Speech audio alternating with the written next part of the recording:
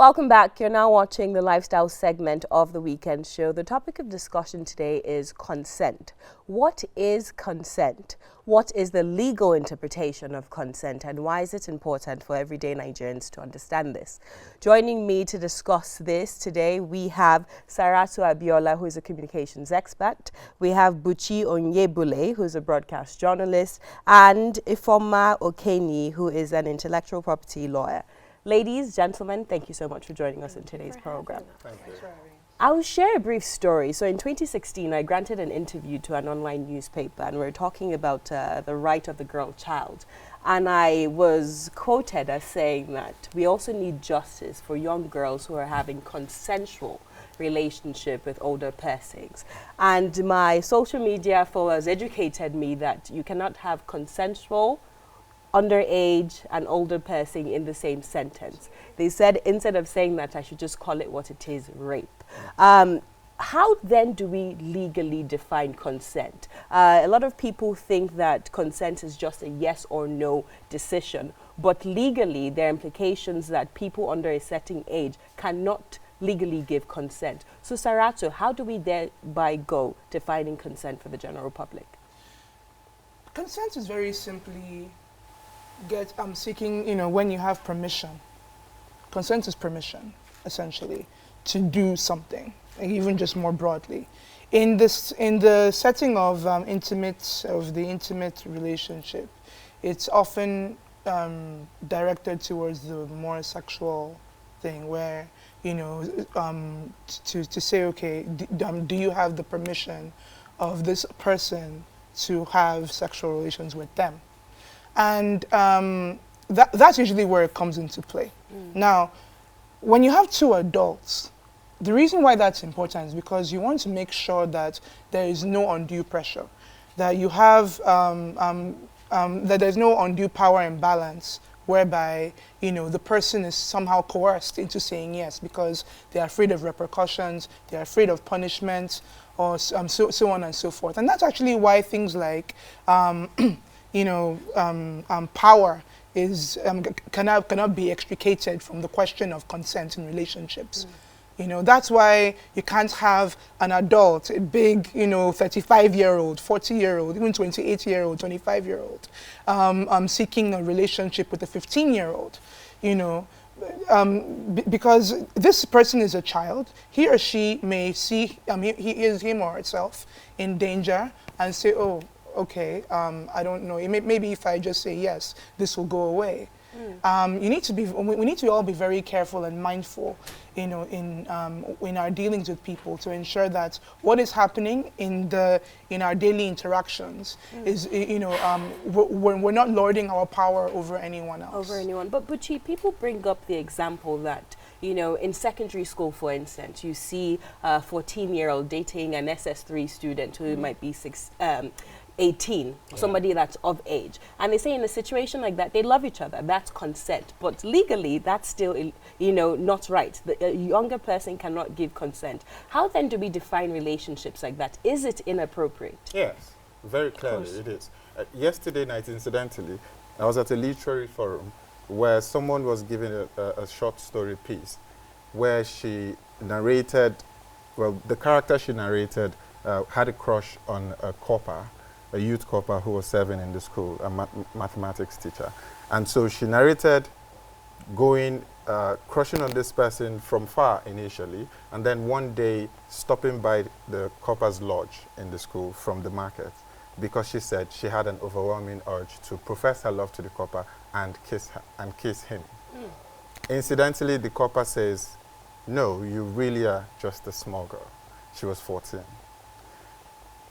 And she said, it was a punchline she was trying to give because it was a humorous story. There was so many funny parts which, for want of time, I may not be able to relate here. And then she said, he crushed my crush. Funny, but it points to something, that core member could still see that despite the fact that this person was bringing herself to him, he could see that she was not of any legal age to be able to make the right decisions. And so he'd say no.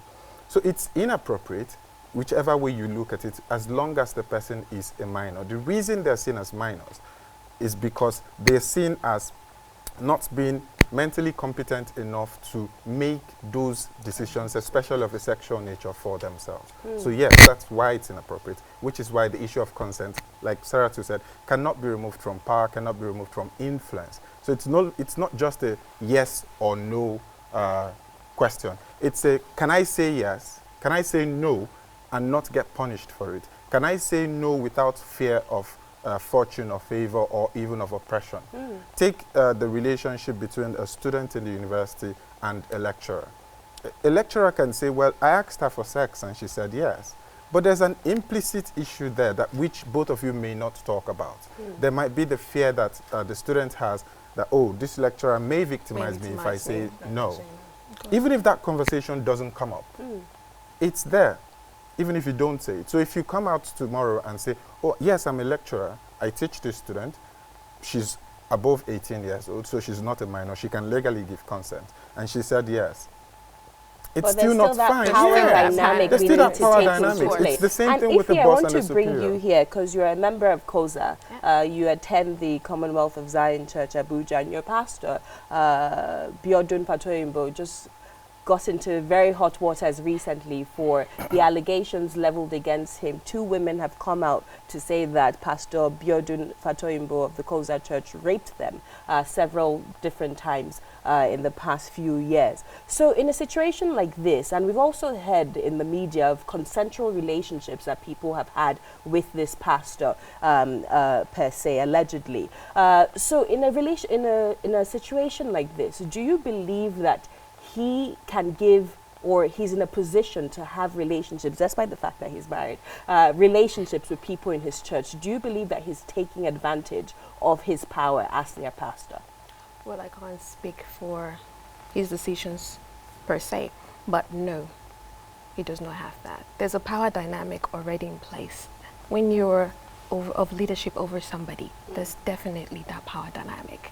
And the way we've been raised, we haven't taught our girls how to structure that conversation in relationship, in just normal everyday relationship. Talk less of a relationship where you see the person as a leader. So no, he's not in that position to even impose anything like that. So, and we hear a lot of religious leaders actually doing this, lording over, you know, the people who attend their churches, people who reach out to them for spiritual mentorship. You know, a lot of people made the argument that these people who are accusing Pastor Biodun Fatoyinbo of rape were in consensual relationships with him. So that's really why we're having this conversation today. Can you give consent in a situation where you're looking up to somebody for, you know, some sort of mentorship, advice, guidance, you know? Is that a fair relationship? We're going to open up the phone lines so we can hear your opinion on this issue of consent. The number to call is 080-3333-4770. That's 080-3333-4770. We want to hear your thoughts on this. So Saratu, still speaking on this issue, how then do we educate the general public? We have a mass population of highly illiterate people. How do we trickle down this information in a way that they would understand it? I actually think that it's not going to be difficult to educate people. I think that when people understand power, I think Nigerians understand power very well. That's why when you're in a function, everything stops because some big man comes in with the bariga. We know. You know, that's why, there's this particular place. I can't go in there because everybody there has more money than me. Everybody there has more influence than me. They start instantly self-conscious. We are very, very keenly aware of power dynamics in this country. And we're also very, very keenly aware of when someone is using their power. It's actually no different at the micro level of intimate relationships. When someone is taking something that's not been given to them, they're taking it because they feel entitled to it. These are not things that we as a people don't understand. We just need to transfer that knowledge that we have into this particular arena of intimate relationships. But when you hear feedback from certain people on social media, you wonder if we truly, really understand this. We have a caller. Your name and where are you calling from, please? All right. Good morning. Good morning. Yes. Can you please turn down your TV set? Okay. Thank you so much. Sharon, where are you calling us from? Yeah, I'm calling from Buari, Okay. Yeah. Okay. What's your contribution to the conversation?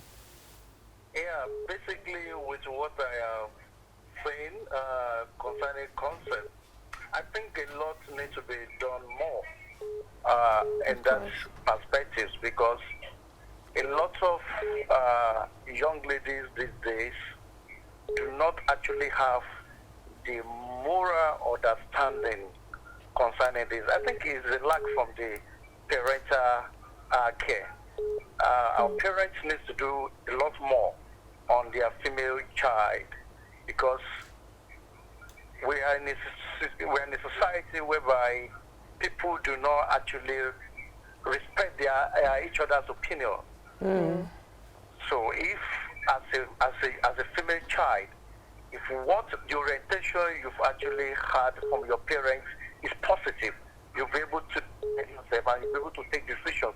I'm talking of rightful decisions this time around. So all this has to do with the home we have from, like with the case of this lady, the wife of Igbinedion.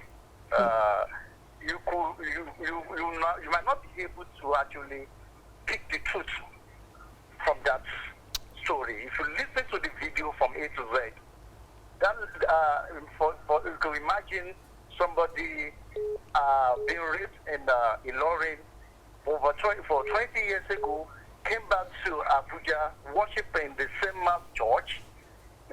I'm not quite sure that's how the story unfolded, but thank you so much for sharing your thoughts with us. Your name and where you're calling from, please. Okay, my name is Obatunde Jones. I am the senior brother to Busola Dakolo. Okay, good morning. Thank you for calling in. What's your contribution, sir? Actually, my contribution is basically because of the truth surrounding the affair or the allegation. I can tell you straight on and convincingly that Biodu Fatoyinbo committed the rape of my sister. Okay, so we can't... I have been a grown man then, and I was no longer staying with the family in Ilori when it happened. Okay, so thank you so much for sharing your thoughts with us. We can't confirm or deny any of these allegations.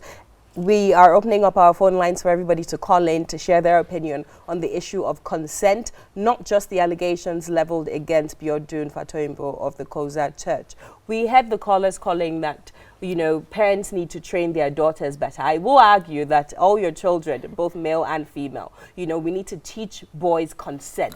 We need to teach girls consent. It's actually very tricky, Buchi, now for young boys who are growing up. We need to teach them certain questions to ask before they do certain things. My nephew, Olumese, who is, I believe, 8 years old now, before he hugs a girl in his school, his mother has taught him to ask, can I hug you?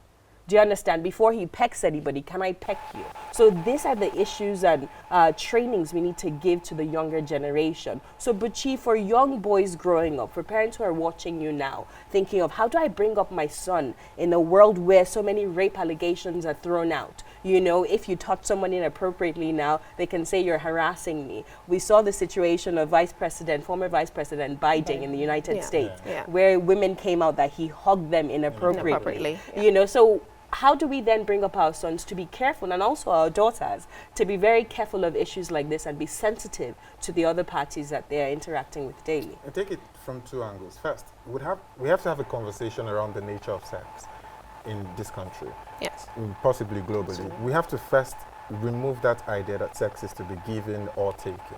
When we begin to have conversations about sex in such a way that it's not to be seen as a gift, a present, or a reward, as such, one particular gender may stop feeling entitled to taking it, and the other one may stop feeling entitled to needing to give it. That's the first one. The second one would be the issue of allegations of rape. False allegations is a big deal. But it's a big deal because rape is easily believable. And why is rape easily believable? It's because there's a prevalence of rape.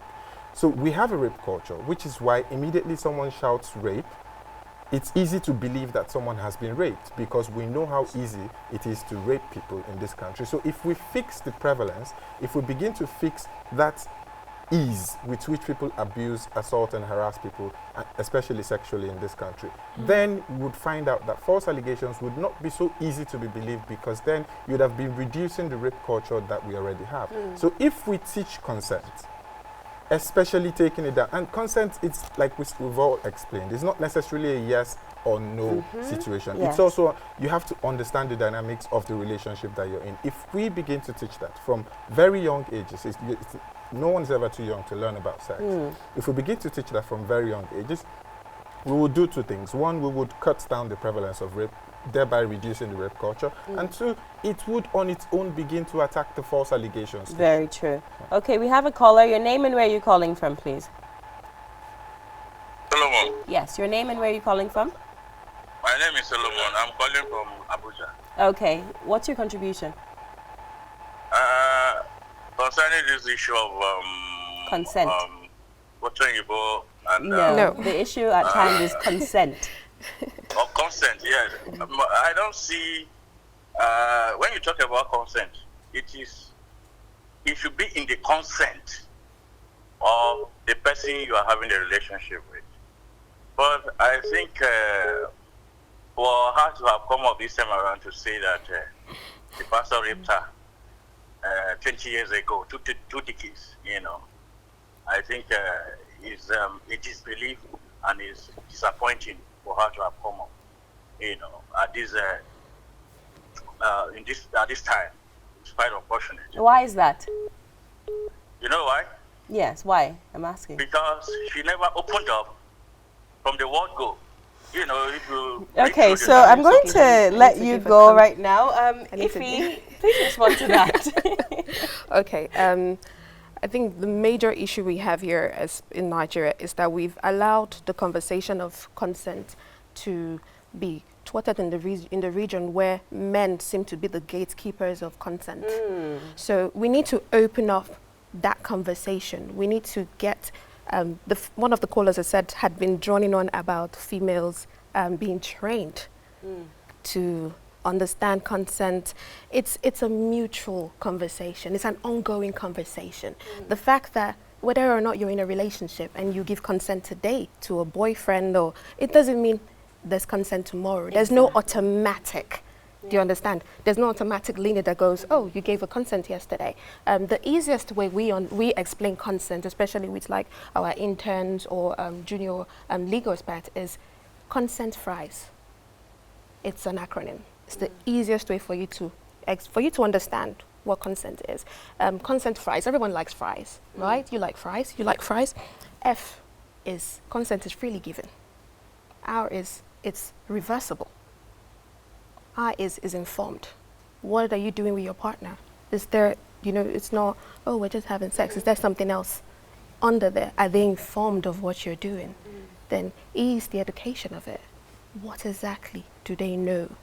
What have they seen on this thing? And then S is specific. Are you specific about the act of consent? So when we talk about consent with our junior leagues, we always explain today, even with parents, get your child to understand consent in the simplest form. Then that conversation can be ongoing. If they're thinking fries all the time, maybe then they will be able to, okay, it's because free. we get a lot of callers and feedback like this, like, why is she coming out 20 years after?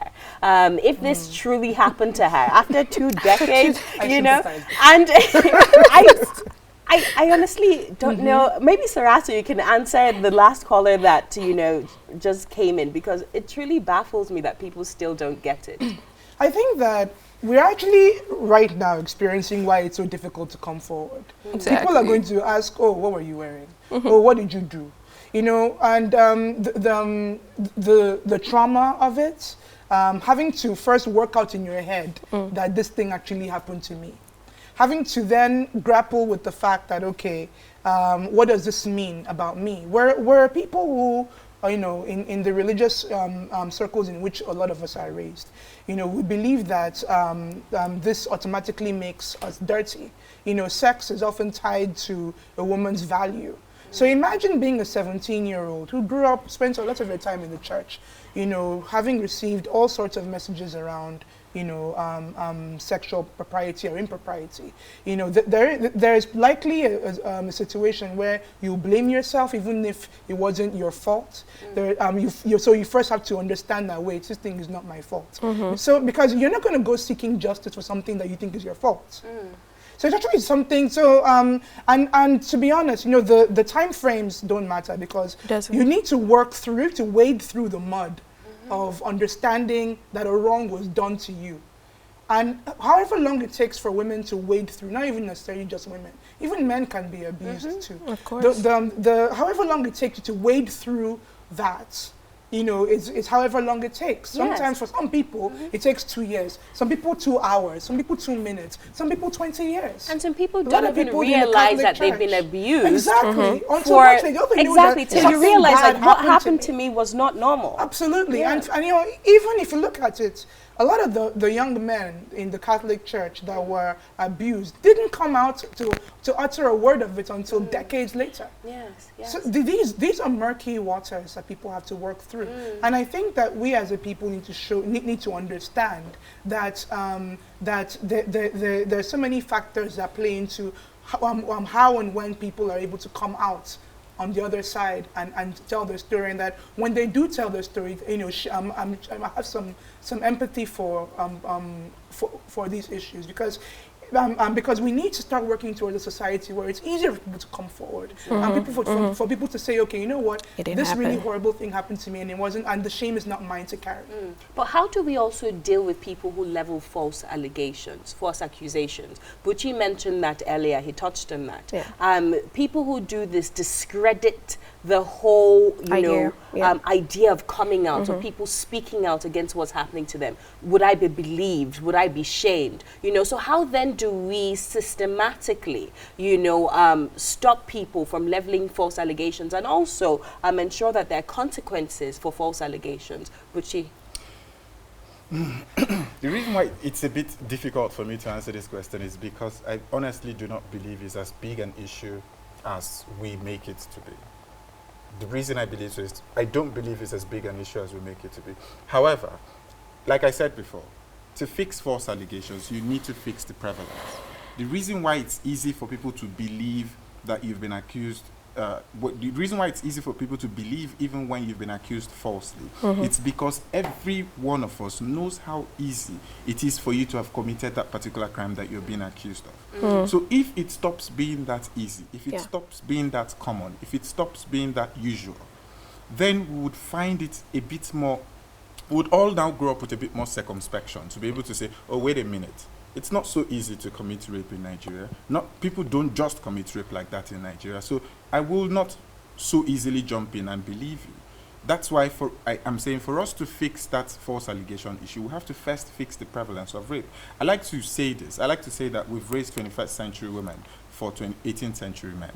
And that's the problem. The problem is when we begin to educate at that young level, to the point where women don't see every man as a potential rapist anymore, then it makes it a whole lot easier for people to say, oh, wait, every Nigerian male is not a potential rapist. So I'm not going to easily believe you when you say this person raped you. But when you look around and just about every female friend, sister, cousin of yours have gone through one sexual harassment situation or the other before they turn 18, then it's easy for you to believe anyone who comes to you with that allegation, because I honestly have no idea how to attack a false accusation because first off, you're afraid of being labeled as being insensitive, you're afraid of being labeled as a rape apologist and all of that, because there is a very huge issue. There is a cankerworm, a rape culture that we need to fight. So you find yourself being, I don't want to use the word blackmailed, but you find yourself being railroaded into believing it because it's so easy to believe.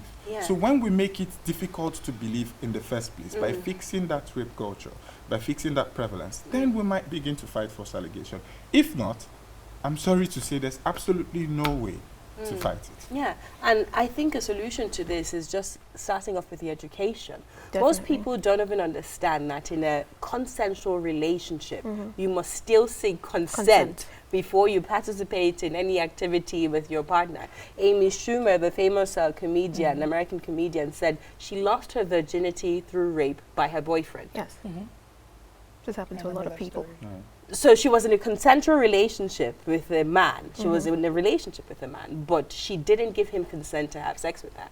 And a lot of people will hear that, But he was is a it not how they boyfriend. entered the relationship? You know, Why you didn't get he? boyfriend in the first Exactly. Why did you put yourself in that position? situation, yeah. So as you said, Ife, which was a very fundamental point to this conversation, is that consent is renewable. You know, you have to ask every single time. Do not assume you have the Irreversible. permission. Yes, there's no You know, permission. so I think this is a very fundamental point. But as we're wrapping up, we'll take the last phone call.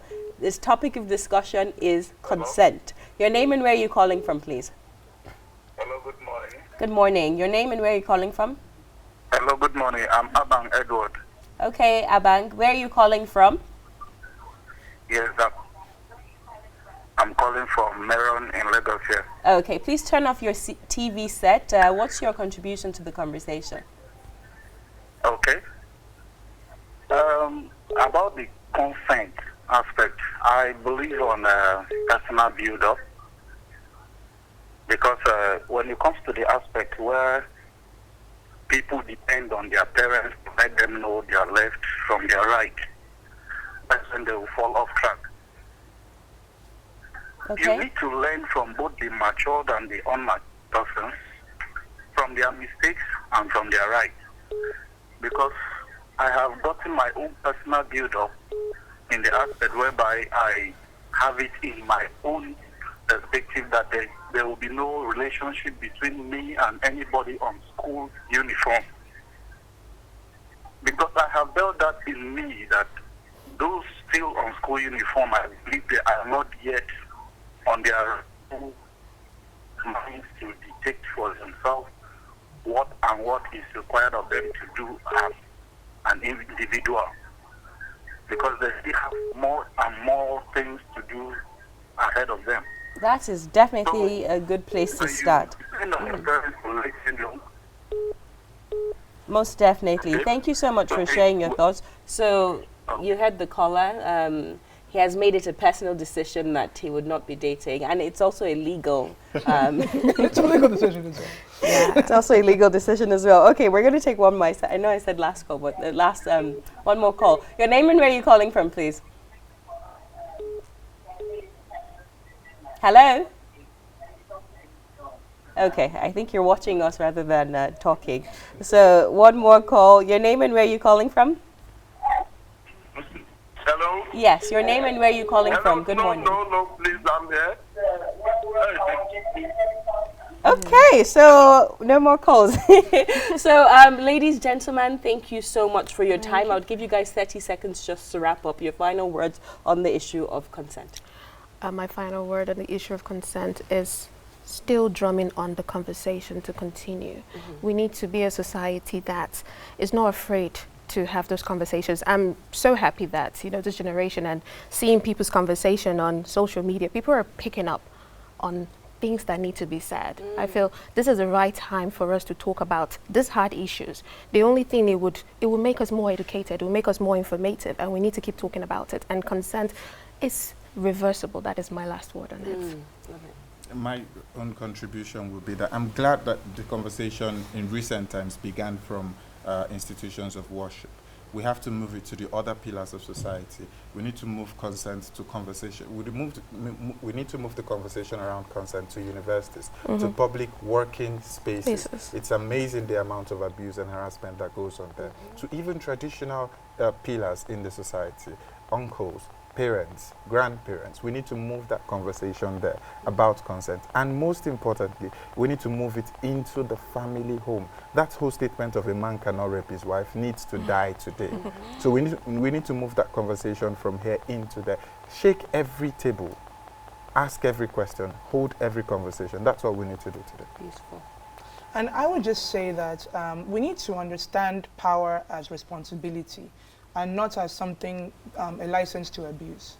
until we do, we'll continue to have this problem. And the country that we all want is a country where, right from our leaders, from our political leaders to our leaders at, in the workplace and in the private sector, we want responsibility.